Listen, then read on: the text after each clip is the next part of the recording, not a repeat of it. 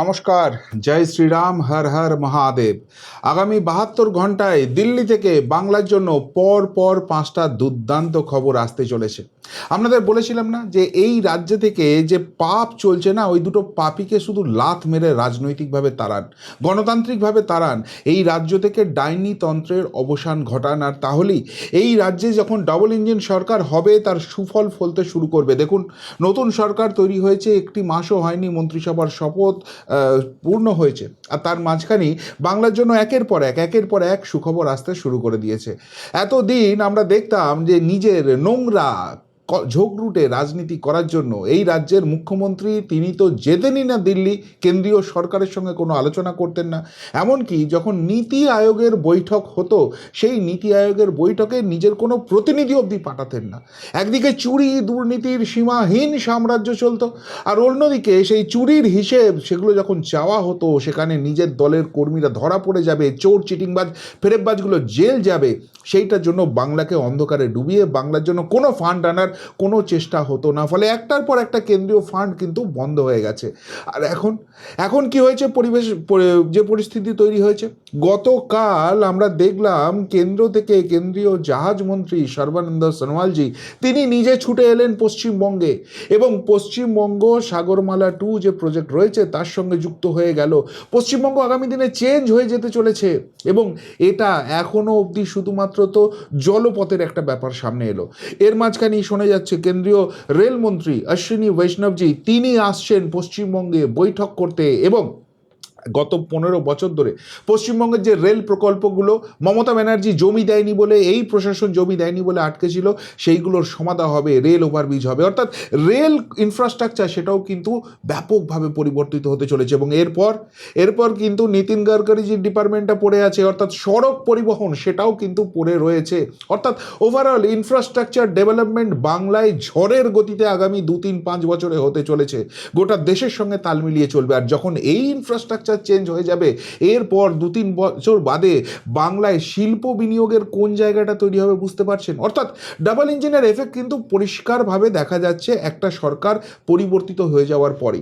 কিন্তু এখানেই শেষ হয়ে যাচ্ছে না, একের পর এক ধামাকা পাঁচখানা খুব গুরুত্বপূর্ণ আপডেট দিল্লি থেকে আসতে চলেছে, এবং সেগুলো এক এক করে ব্যাখ্যা করব। কিন্তু তার আগে আপনাদের আরও কিছু সুখবর দিই। আপনাদের আশীর্বাদে আমরা 10 লক্ষের গণ্ডি প্রিয়বন্ধু মিডিয়া আমাদের যে বাংলা চ্যানেল আছে সেখানে পার হয়ে গেছি, গোল্ডেন প্লে বাটন পেয়ে গেছি। এবং তারপর যখন সবার ক্ষেত্রে আমাদের ডিম্যান্ড ছিল, আমরা কিন্তু আমাদের হিন্দি চ্যানেল সেটাকে লঞ্চ করেছি, প্রিয়বন্ধু হিন্দি সেখানে লঞ্চ করেছি, এবং গত 17ই মে থেকে সেখানে আমরা ভিডিও দেওয়া শুরু করেছি। এবং মাত্র এই কদিনেই আপনাদের আশীর্বাদে আবারও বিপুল সাড়া পাওয়া গেছে। মাত্র এই কদিনে আমরা 28,000 সাবস্ক্রাইবারের গণ্ডি সেখানে পেরিয়ে গেছি। এবং তারপর সর্বভারতীয় ক্ষেত্রে বাংলার রাজনীতি তো একটা আকর্ষণ রয়েছে, তার পাশাপাশি যেটা সর্বভারতীয় ক্ষেত্রে মানুষজন জানতে চাইছে, আমাদের এক্সিট পোল যেখানে এক্স্যাক্ট পোল হয়ে গেছে 100%-এর কাছাকাছি আমরা মিলিয়ে দিয়েছি, সেই জায়গা থেকে তাদের কিন্তু ডিমান্ড রয়েছে আগামী দিনে সর্বভারতীয় ক্ষেত্রে যে নির্বাচনগুলো রয়েছে বা যে আপডেটগুলো রয়েছে সেটা নিয়ে একটি চ্যানেল করার জন্য। সেই জন্য আমরা 2 বছর আগে একটা চ্যানেল ক্রিয়েট করেছিলাম, কিন্তু 2টোর বেশি ভিডিও সেখানে দিতে পারিনি, সেটাকে রিলঞ্চ করা হয়েছে প্রিয়বন্ধু ভারত চ্যানেল। প্রত্যেকটা চ্যানেলের লিঙ্ক আমাদের ডেসক্রিপশন বক্সে দিয়ে দেওয়া হয়েছে, এবং এখন থেকে প্রত্যেক দিন সন্ধ্যে 6টার সময় প্রিয়বন্ধু মিডিয়াতে বাংলাতে যেরকম আমরা ভিডিও দিই সেরকম ভিডিও দেব, সন্ধ্যে 7টাতে প্রিয়বন্ধু ভারতে যেখানে সর্বভারতীয় আপডেট থাকবে, এবং রাত্রি 8টাতে প্রিয়বন্ধু হিন্দি চ্যানেল থাকছে, সেখানে কিন্তু যেরকম বাংলার আপডেট গোটা দেশের সামনে তুলে ধরছি সেটা করব। আশা করি যেভাবে আপনারা ভালোবাসা আশীর্বাদে প্রিয়বন্ধু মিডিয়াকে এত দূর নিয়ে এসছেন, প্রিয়বন্ধু হিন্দিকে এত ভালোবাসা দিচ্ছেন, আমাদের নতুন চ্যানেল প্রিয়বন্ধু ভারত সেখানেও কিন্তু আপনাদের আশীর্বাদ ভালোবাসা পাবো। কীরকম কাজ হচ্ছে আপনারা দেখবেন, এবং অবশ্যই আপনাদের মূল্যবান মতামত দিয়ে আমাদেরকে আরও ভালোভাবে এগিয়ে যেতে সাহায্য করবেন। যাই হোক, এবার ফেরত আসি মূল প্রসঙ্গে, যেখানে আলোচনা করছিলাম যে আগামী 72 ঘন্টায় পশ্চিমবঙ্গে কিন্তু 5টা দুর্দান্ত খবর আসতে চলেছে। দেখুন, নাম্বার 1 যেটা ছিল, আজকে আপনারা জানেন যে মন্ত্রিসভার সম্প্রসারণ হয়েছে, কিন্তু মন্ত্রিসভার যে গুরুত্বপূর্ণ দপ্তর বন্টন সেই কাজটা এখনো বাকি আছে, সেটা আজকে করার কথা ছিল। কিন্তু আমরা দেখলাম যে আজকে হঠাৎ করেই দুপুর 11টার সময় দিল্লি উড়ে গেলেন মাননীয় মুখ্যমন্ত্রী শুভেন্দু অধিকারী। এবং আপনাদের মাথায় রাখতে হবে, আগে থেকেই দিল্লিতে কিন্তু বঙ্গ বিজেপির যিনি ক্যাপ্টেন রাজ্যসভার সাংসদ শ্রমিক ভট্টাচার্য তিনি কিন্তু দিল্লিতেই রয়েছেন। এখন এই দুই মহামানুষ কেন চলে গেলেন, যাদের হাতে এখন বাংলার ডেভেলপমেন্টটা পুরোপুরি ডিপেন্ড করছেন, সেটা কিন্তু খুব ইন্টারেস্টিং। এবং এখানেই ডাবল ইঞ্জিনের সুফলটা বোঝা যাবে। মাননীয় জাহাজ মন্ত্রীর কথা বললাম, মাননীয় রেল মন্ত্রীর কথা বললাম, কিন্তু দিল্লি সূত্রে যেটা খবর আসছে, মাননীয় প্রধানমন্ত্রী নরেন্দ্র মোদীজি নিজে বলে দিয়েছেন বাংলা এখন ডেস্টিনেশন। সুতরাং বাংলার ডেভেলপমেন্টের জন্য প্রত্যেকটা মন্ত্রককে এক্সট্রা কেয়ারফুল হতে হবে। দেখুন, বাংলাকে ইতিমধ্যেই বামেরা এবং তারপর গত 15 বছরে এই মমতা ব্যানার্জি যেভাবে দেনার দায়ে ডুবিয়ে দিয়েছে, আজকে বাংলায় একটা শিশু যদি জন্ম নেয় তাহলে তার মাথায় 70,000 টাকার দেনার দায় চাপে। ভাবতে পারছেন কোথায় বাংলাকে এরা নিয়ে চলে গেছে? সুতরাং বাংলাকে যদি ডেভেলপ করতে হয় তাহলে বাংলার জন্য স্পেশাল ইকোনমিক্যাল প্যাকেজের দরকার আছে, কিন্তু নীতিগতভাবে বিজেপি এটাকে কিছুতেই স্যাংশন করবে না। কেননা শুধুমাত্র বিজেপির রাজনীতি তো বাংলা কেন্দ্রিক নয়, যেটা মমতা বন্দ্যোপাধ্যায় তৃণমূল কংগ্রেসের ছিল। তাদেরকে সর্বভারতীয় ক্ষেত্র দেখতে হয়। সুতরাং যদি বাংলার জন্য স্পেশাল ইকোনমিক্যাল প্যাকেজ করা হয় তাহলে সেক্ষেত্রে অন্যান্য রাজ্য যারা রয়েছেন তারাও কিন্তু এটা নিয়ে ডিম্যান্ড করবে এবং কেন্দ্র সরকারের উপর একটা বিপুল পরিমাণ চাপ বাড়বে। সুতরাং স্পেশাল প্যাকেজ সম্ভব নয়। তাহলে তাহলে কি হবে? এখানে হবে অনেকটা আসাম মডেল, এখানে হবে অনেকটা বিহার মডেল। অর্থাৎ নাম্বার ওয়ান যেটা বিভিন্ন মন্ত্রককে দাবি দেওয়াতে যেখানে বলে দেওয়া হয়েছে যে বাংলার যে দাবি দেওয়া আছে, বাংলার যে ফান্ড রিলিজ আছে সেটাকে ইমিডিয়েট বেসিসে করতে হবে এবং সমস্ত দিকটাকে মেনটেন করে বাংলাকে অতিরিক্ত কিছু ফান্ড সেইখান থেকে দেওয়া যায় কিনা সেইটাকে লক্ষ্য রাখতে হবে। এটা হচ্ছে number one priority. Number two priority, আপনারা জানেন যে বিগত বেশ কয়েক বছর ধরে এই তৃণমূল কংগ্রেসের চুরির জন্য, তাদের বাটপাড়ির জন্য সমস্ত কেন্দ্রীয় ফান্ড প্রায় বন্ধ হয়ে আছে। এখন যেটা বলা হয়েছে যে এই যে কেন্দ্রীয় ফান্ডগুলো বন্ধ হয়েছিল সেগুলোকে পুনরায় তো চালু করতেই হবে এবং অতীতে যে টাকাটা আটকে ছিল সেটাকেও দেওয়া যায় কিনা, সেটা দিতে গেলে কি কি করতে হবে, কোন কোন চোর চিটিংবাজ ফেরেববাজকে জেলে ঢোকাতে হবে, কোন কোন জায়গাটা হিসেব করতে হবে, সেইগুলোও যেন এই রাজ্যের মাননীয় মুখ্যমন্ত্রী এবং সংশ্লিষ্ট দপ্তরের মন্ত্রী আমলাদের সঙ্গে বৈঠক করে সেটাকেও ক্লিয়ারেন্স দেওয়া যেতে পারে কিনা সেটাকে দেখার জন্য একটা কিন্তু ইন্ডিকেশন দেওয়া হয়েছে।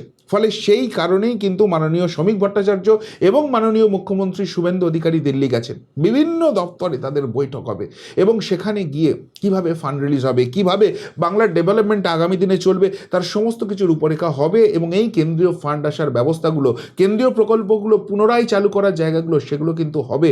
এর পাশাপাশি কেন্দ্রের যে প্রকল্পগুলো মমতা ব্যানার্জি গুয়ারতুমির জন্য এই রাজ্যে ঢুকতে দেয়নি সেগুলো কিভাবে চালু করা যায় সেইগুলো নিয়েও বৈঠক হবে। তার মানে বুঝতে পারছেন কি ব্যাপক পরিমাণ ডেভেলপমেন্ট আসতে চলেছে, কি ব্যাপক পরিমাণ কেন্দ্রীয় ফান্ড আসতে চলেছে।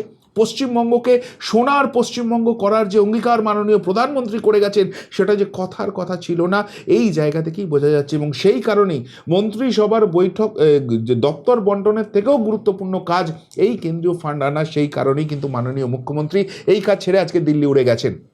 সুতরাং এটা নিয়ে একটা কিন্তু খুব ভালো রূপরেখা দেখা যাবে এবং ডেফিনেটলি এটা পশ্চিমবঙ্গের জন্য অত্যন্ত গুরুত্বপূর্ণ খবর।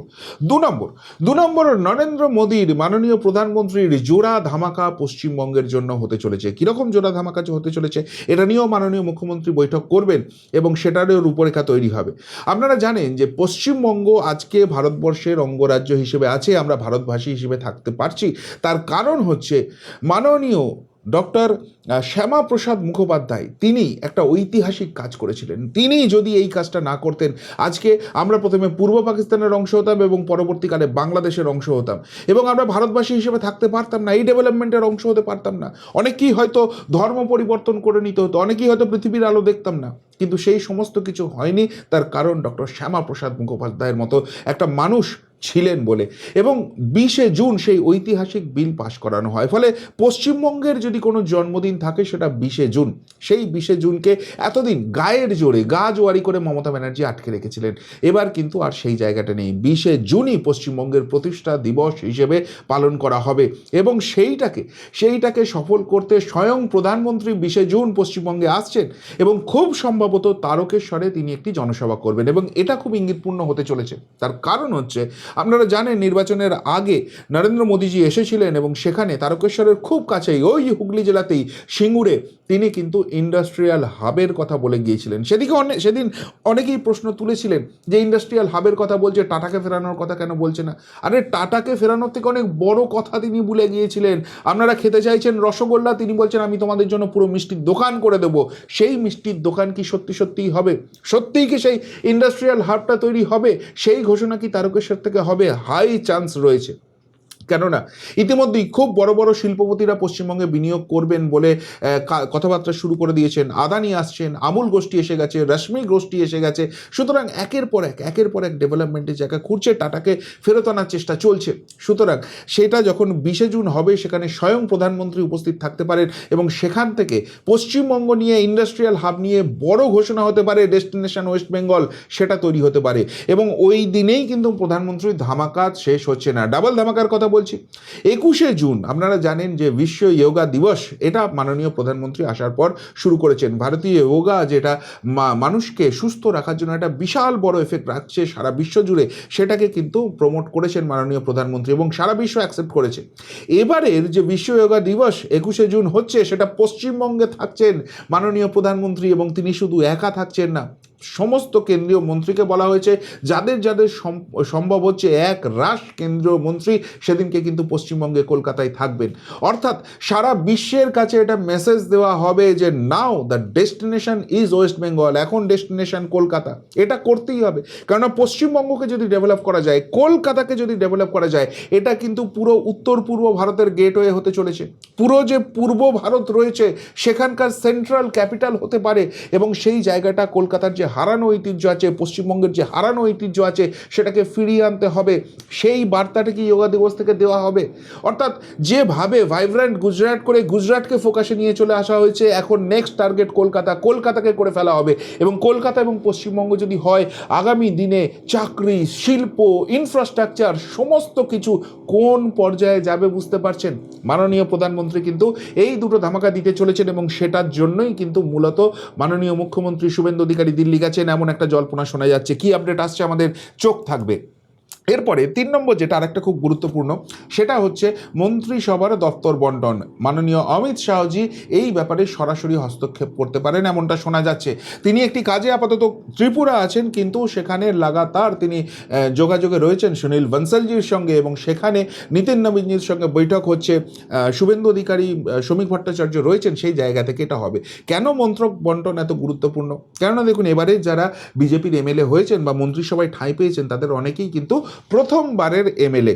সুতরাং তাদের কাজ করার ক্ষেত্রে একটু কোথাও গিয়ে শিখতে এসবের সময় লাগবে। কিন্তু পশ্চিমবঙ্গের মানুষ ডাবল ইঞ্জিনের এফেক্ট দেখার জন্য একদম পিত্তেশ করে চাতক পাখির মতো বসে আছে, সেই সময়টা দেওয়ার মতো সময় নেই। এবং এখানে দুটো দপ্তর অত্যন্ত গুরুত্বপূর্ণ ভূমিকা পালন করতে চলেছে। নাম্বার 1 যেটা হচ্ছে, সেটা হচ্ছে শিল্প দপ্তর।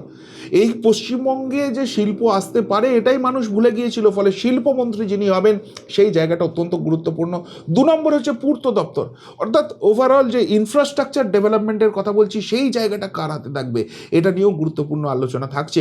এছাড়া যেটা আরেকটাও খুব গুরুত্বপূর্ণ দপ্তর, যেটা খুব সম্ভবত মাননীয় স্বপন দাশগুপ্তের হাতে যাবে, শিক্ষা দপ্তর। পশ্চিমবঙ্গের শিক্ষা ব্যবস্থাকে ভেঙে ফেলা হয়েছে, সেখানে শিক্ষার নামে মুসলিমীকরণ করার চেষ্টা করেছে মমতা ব্যানার্জি, সেটাকে তুলে আনতে হবে। শিক্ষার জায়গা যদি না উঠে আসে, আগামী দিনে ছাত্ররা কিন্তু সেই জায়গায় তৈরি হবেন না। ফলে এই যে মন্ত্রক বন্টনটা রয়েছে, এটাও কিন্তু ক্রিস্টাল ক্লিয়ার পিকচার হয়ে যাবে কার হাতে কোন দায়িত্ব রয়েছে, এবং সেই জায়গা থেকে আগামী দিনের পশ্চিমবঙ্গের রূপরেখাটাও কিন্তু তৈরি হয়ে যাবে। 4 নম্বর যে পয়েন্টটা, সেটা নিয়ে হয়তো আপনারা একটু ডিফার করতে পারেন, কিন্তু আমি পয়েন্ট 4 এবং 5 দুটো ব্যাখ্যা করার পর এর ফেসিলিটিটা কী হবে সেটা ব্যাখ্যা করছি, তাহলেই বুঝবেন যে কেন এগুলোকেও সুখবর বলছি বাংলার জন্য।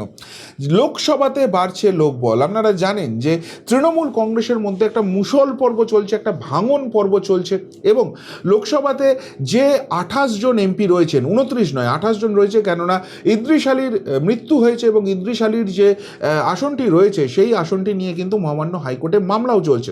ফলে ইতিমধ্যে একটি এমপি কমে গেছে, 28 জন এমপি সেখানে রয়েছে তৃণমূল কংগ্রেসের, এবং এদের একটা বড় অংশ তারা কিন্তু আর তৃণমূল কংগ্রেসের সঙ্গে থাকতে চাইছে না। যেটুকুনি খবর দিল্লি থেকে আসছে, কাকলি ঘোষ দস্তিদারের নেতৃত্বে, এবং সুদীপ বন্দ্যোপাধ্যায়ও খুব সম্ভবত সেখানে আছেন। এমনটাই শোনা যাচ্ছে 18 জন এমপি তারা কিন্তু তৃণমূল কংগ্রেসের সঙ্গে সম্পর্ক ছিন্ন করতে চলেছেন। অর্থাৎ বিধানসভায় যেরকম ঋতব্রত বন্দ্যোপাধ্যায় এবং সন্দীপন সাহার নেতৃত্বে হয়েছে, দিল্লিতেও কিন্তু লোকসভাতেও একটা বড় স্প্লিট হতে চলেছে এবং সেই সংখ্যাটা আরও বাড়তে পারে, সেটা নিয়েও একটা বৈঠক আছে। কিন্তু বিজেপি বলেছে এদেরকে সরাসরি এন্ট্রি দেওয়া হবে না। তাহলে কি হবে এদের অবস্থা, সেই নিয়ে একটু টেকনিক্যাল ব্যাপার রয়েছে। হয়তো এরা আনঅ্যাটাচড হয়ে এরা আলাদা একটা দল করবেন এবং পরবর্তীকালে তৃণমূল কংগ্রেস তারাই আসল তৃণমূল কংগ্রেস, এরকম একটা দাবি হতে পারে। সেই নিয়েও কিন্তু কিছু রাজনৈতিক আলোচনা রয়েছে, এমন একটা জল্পনা দিল্লি থেকে খবর আসছে।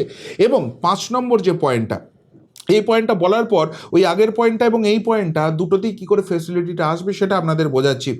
রাজ্যসভাতেও রাজভোগ, অর্থাৎ রাজ্যসভাতে বর্তমানে তৃণমূল কংগ্রেসের কিন্তু 13 জন এমপি রয়েছে, তাদেরও একটা বড় অংশ এবার কিন্তু আর তৃণমূল কংগ্রেসের সঙ্গে থাকতে চাইছেন। আপনারা দেখেছেন মমতা বন্দ্যোপাধ্যায়ের যে ধর্ণা হয়েছে, সেই ধর্ণায় মাত্র 4 জন রাজ্যসভার এমপি ছিলেন এবং সেখান থেকেও কিন্তু একটা বড় ফ্র্যাকশন বেরিয়ে আসতে চলেছে। তারাও একটা আলাদা দল করতে চাইছে, তারাই আসল তৃণমূল। অর্থাৎ ঋতব্রত, কাকলি ঘোষ দস্তিদার এবং রাজ্যসভার সুখেন্দু শেখররা মিলে একটা আসল সত্যিকারের তৃণমূল করে তারা এই জায়গাটায় থাকতে চাইছে, এরকম সম্ভাবনাটা হচ্ছে। এবার আপনারা তো বলবেন যে বিজেপি এদেরকে নেওয়া বিজেপির মধ্যে ভুল হবে, এদের বিরুদ্ধেই মানুষ ভোট দিয়েছে, বিজেপির জন্য এদের দরজা বন্ধ আছে, সেটা শ্রমিক ভট্টাচার্য থেকে শুরু করে দিলীপ ঘোষ সকলেই কনফার্ম করে দিয়েছেন। তাহলে এরা দলবদল করলো কি না করলো সেটার জন্য বাংলার কি ভালো হবে? দেখুন, বাংলার ভালোটা এই জায়গাটাই হবে, এরা যেহেতু সাংসদ, প্রত্যেক সাংসদ নিজস্ব সাংসদ কোটায় প্রত্যেক বছর একটা বিশাল পরিমাণ টাকা পান, সেটা বেশ কয়েক কোটি টাকা, সেটাকে বলা হয় লোকাল এরিয়া ডেভেলপমেন্ট, LAD। সেই ফান্ডটা কিন্তু যে এরা যদি তৃণমূল কংগ্রেসে থাকে, এরা যদি মমতা ব্যানার্জির আন্ডারে থাকে, তাহলে মমতা ব্যানার্জির যেরকম মানসিকতা, তিনি তো পশ্চিমবঙ্গের ভালো কোনো দিন চাননি, পশ্চিমবঙ্গকে সর্বনাশ করে ছেড়েছেন। সুতরাং এই যে ফান্ডটা আসতো, এই ফান্ডটাকে তিনি ইউটিলাইজ হতে দিতেন না এবং মানুষকে দেখাতেন যে দেখো বিজেপি কাজ করতে পারছে না, এবং এই টাকাটা বেসিক্যালি ব্যাক করে চলে যেত, নয় হতো।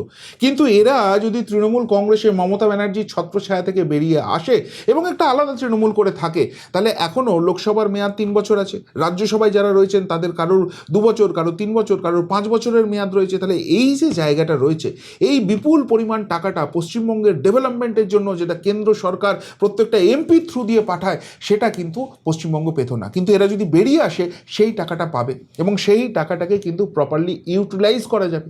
ধরুন আপনার এলাকার সেতু লাগবে, আপনার এলাকার রাস্তাটার যে অবস্থা রয়েছে, সেখানে রাজ্য সরকার কেন্দ্র সরকার তো চেষ্টা করবে, কিন্তু তার পাশাপাশি লোকাল এরিয়া ডেভেলপমেন্টের জন্য এমপিদের যে ফান্ডটা আছে সেটাকেও যদি ইউটিলাইজ করা যায়, তাহলে আখেরে আপনার আমারই লাভ হবে, এই পশ্চিমবঙ্গটারই উন্নতি হবে। সেটার জন্যই এই 4 নম্বর এবং 5 নম্বর স্টেপটাও অত্যন্ত গুরুত্বপূর্ণ। ফলে এই যে পঞ্চবাণ পশ্চিমবঙ্গের জন্য 5টা উপহার পঞ্চরত্ন আসছে, সেটা কিন্তু মারাত্মক। এবং এটা হয়েছে প্রত্যেকটা হিন্দু এক জায়গায় এসেছে বলে, তারা সনাতনীরা এক জায়গায় এসেছে, ভোটটা দিয়েছে এবং এই রাজ্য থেকে পাপতন্ত্রকে, ডাইনি তন্ত্রকে বিদায় করেছে বলে। এবং তার ফলে ডাবল ইঞ্জিনের যে সুপার ডুপার বাম্পার এফেক্ট, বন্দে ভারতের গতিতে যে পরিবর্তন এবং এই রাজ্যের উন্নয়ন, সেটা কিন্তু এবার মানুষ চাক্ষুষ করতে পারবে, তার সরাসরি বেনিফিট পেতে শুরু করবে। কি বলবেন মাননীয় মুখ্যমন্ত্রীর এই কাজগুলো, মাননীয় প্রধানমন্ত্রীর পশ্চিমবঙ্গের জন্য এই স্পেশাল ব্যবস্থা করার জন্য এবং ডাবল ইঞ্জিনের এই এফেক্টের জন্য? যদি কিছু বলার থেকে অবশ্যই কমেন্ট বক্সে কমেন্ট করে জানাবেন। এখনকার মতো এখানেই শেষ করলাম, ফেরত আসছি নতুন প্রতিবেদন নিয়ে খুব তাড়াতাড়ি। ভালো থাকবেন, সাথে থাকবেন, পাশে থাকবেন। নমস্কার।